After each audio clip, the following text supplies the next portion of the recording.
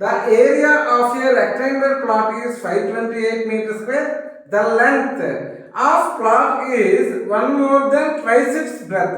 We need to find the length and breadth of the plot. So చూద్దాం ఒకసారి వాడు ఏమి ఇచ్చారా. సో రెక్టాంగులర్ ప్లాట్ అని ఇచ్చాడన్న. రెక్టాంగులర్ ప్లాట్ అని ఇచ్చి లెంత్కి విత్కి బ్రెత్కి రిలేషన్ ఇచ్చాడు.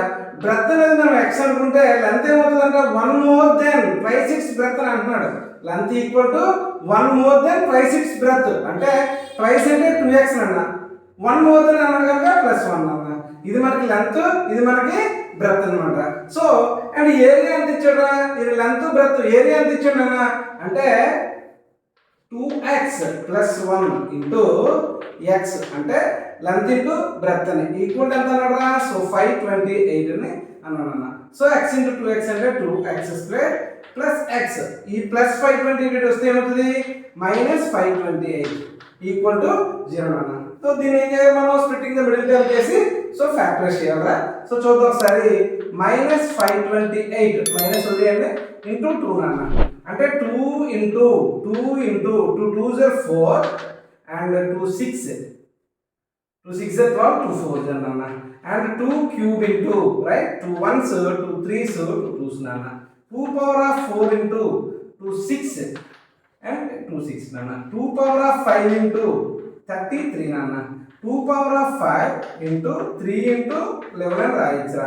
మనకి ఏం కావాలన్నా 1 కావాలి అంటే 3 11 ఎంతనన్నా 3 11 33 into 2 power of 5 అంటే ఎంతనన్నా 32 into 33 అంటే మనకి -528 into 2 వచ్చేస్తుందా. కాకపోతే మనకి ఏ రావాలి, మైనస్ రావాలి. అన్నింటినీ యాడ్ చేస్తే +1 రావాలి. అప్పుడు పెద్ద నెంబర్కి ప్లస్ వేసుకొని స్మాల్ నెంబర్కి మైనస్ వేసుకుంటాం రా. సో -32 + 33 అంటే +1 సరిపోయింది.